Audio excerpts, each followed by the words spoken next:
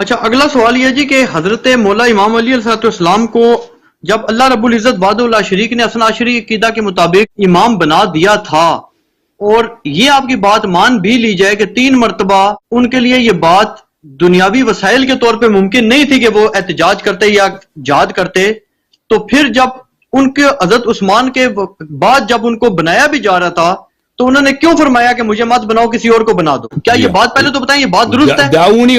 دعونی والتمس غیر، یہ نہج البلاغہ میں ہے، اس کی سند نہیں ہے. جی بالکل صحیح ہے. اس کی وجہ یہ ہے کہ عزیزو جو لوگ امیر المؤمنین علیہ السلام کے پاس آئے تھے بیعت کرنے کے لیے، وہ کون سے لوگ تھے؟ وہی لوگ تھے جو پہلے وہ غداری کر چکے تھے. اکثر وہی لوگ تھے جو پہلے بیعت توڑ چکے تھے. یعنی انہوں نے ابو بکر سے بیعت کیا تھا، پھر عمر سے بیعت، سب بھول گئے تھے کہ بھائی ہم نے رسول پاک صلی اللہ علیہ وسلم کا فرمان تو اور تھا.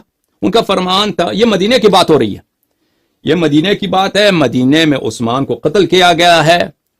ان کا پہلے تو عثمان کا محاصرہ ہوا، آپ کو تو پتا ہے نا، ان کے گھر کو گھیرے میں لیا گیا بہت عرصے تک، پھر ان کو قتل کیا گیا، آپ کو پتا ہے نا یہ سب باتیں. علی بھائی جی جی، مفتی صاحب بہت تفصیل سے بیان کرتے ہیں. ہاں، عثمان کو گھیرے میں لیا گیا، بہت اس کی کہانی لمبی ہے کہ کون لوگ کہاں سے آئے، اور لیکن اس میں مدینے کے لوگ مہاجرین انصار شامل تھے. یہ وہی لوگ تھے اکثر، میں نہیں کہتا کہ سب، لیکن ان میں اکثریت وہی لوگ تھے. اکثریت جو مراجعہ کرنے کے لیے آئے ہیں امیر المؤمنین علیہ الصلوۃ والسلام کے پاس، یہ وہی لوگ تھے جو یہ پہلے اپنی جو بے وفائی ثابت کر چکے ہیں.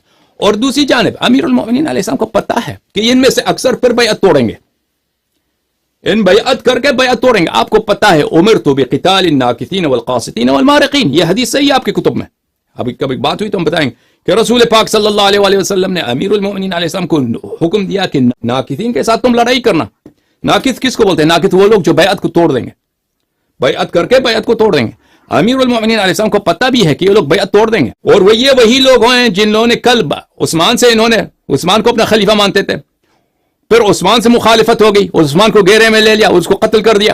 اب آج چاہے میرے پاس، اور کل یہی لوگ میری بیعت کو توڑ دیں گے. اور یہ ایسے لوگ ہیں جو میرے پاس آئے ہیں. رسول پاک صلی اللہ علیہ وسلم کے زمانے میں جو بیت المال تھا، اس کا تقسیم جو تھا، اس میں کسی عربی اجمی کا فرق نہیں تھا، قریشی غیر قریشی کا فرق نہیں تھا، عرب و عجم کا فرق نہیں تھا، اس میں کوئی تبعیض، کوئی ڈسکرمنیشن نہیں تھا. اچھا، ابو بکر کے زمانے میں بھی ڈسکرمنیشن نہیں. عمر کے زمانے سے یہ فرق شروع ہو گیا بھائی کہ جو صحابی ہے، جو مہاجر ہو اس کو زیادہ ملے گا، جو انصار ہے اس کو زیادہ ملے گا، جو فرض کریں عجم ہے، غلام ہے، وہ آزاد شدہ غلام ہے، ان کو کم ملے گا، جو قبیلے کے سردار ہیں ان کو زیادہ ملے گا. اس طرح کا جو ڈسکرمنیشن تھا، اور عثمان کے حد تو یہ حد اعلیٰ تک پہنچ گیا تھا.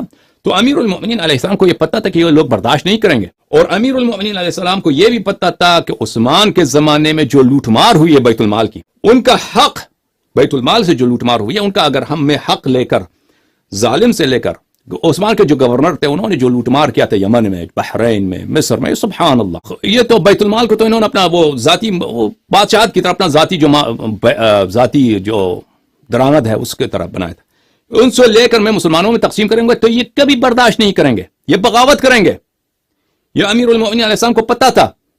تو اس لیے امیر المؤمنین علیہ الصلوۃ والسلام نے ان مصالح کے بنا پر کہ یہ ان کی بیعت پہ کوئی اعتبار ہی نہیں ہے، پہلی بات. دوسری بات یہ کہ پتہ ہے کہ یہ کل میری بیعت کو توڑ دیں گے، تو اگر ان سے یہ کہا جائے کہ تم، مجھے تیری بیعت کی ضرورت نہیں ہے، اور وہ اصرار کریں کہ آ کے میں آپ سے بیعت کرتا ہوں، ٹھیک ہے نا. ایک شخص کو پتہ ہے کہ یہ میرے سے بیعت کرنے پہ مصر ہیں، اور اگر اور یہ کل بیعت توڑیں گے، اگر ان سے کہہ دو کہ مجھے تیری بیعت کی ضرورت نہیں ہے، جاؤ کسی اور سے بیعت کرو، لیکن وہ اصرار کر کے بیعت کر ہی چھوڑیں گے، تو یہ کل ان کے حجت کے لیے، استدلال کے لیے، اور ان مخالفین کا منہ کالا کرنے کے لیے یہ زیادہ بہتر ہے کہ ابھی ان سے کہا دیا جائے کہ جاؤ کسی اور سے بیعت کرو میرے سے. تم نے پہلے بھی میرے سے رسول پاک صلی اللہ علیہ وسلم نے فرمایا کہ میرے بعد علی امام ہے تمہارا، تم نے کسی اور سے بیعت کی تھی، آج بھی جاؤ کسی اور سے بیعت کرو. تو یہ اصرار کریں گے آپ سے بیعت کریں گے، تو میں کہوں گا نہیں کسی اور سے بیعت کرو. تم اصرار کرتے کہ آپ ہی سے بیعت کرنا.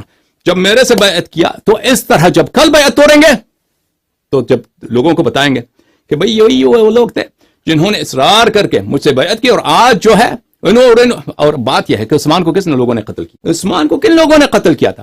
وہی لوگ جو کل جمل میں آگے عثمان کے خون کا مطالبہ کرنے لگے تھے، انہی لوگوں نے تو عثمان کا قاتل تھے، اور انہی لوگوں نے امیر المؤمنین علیہ السلام سے بیعت کیا تھا.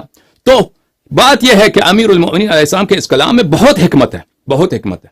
اور امیر المؤمنین علیہ الصلوۃ والسلام نے ان کو پتا تھا کہ ان کے خلافت کام کبھی تمام نہیں ہوگا، کیونکہ ان کے مخالفین بہت ہیں. معاویہ تو کبھی تسلیم نہیں کرے، اور اس کے پاس شام کا جو صوبہ ہے وہ خود ایک بادشاہت ہے، اتنا بڑا صوبہ ہے.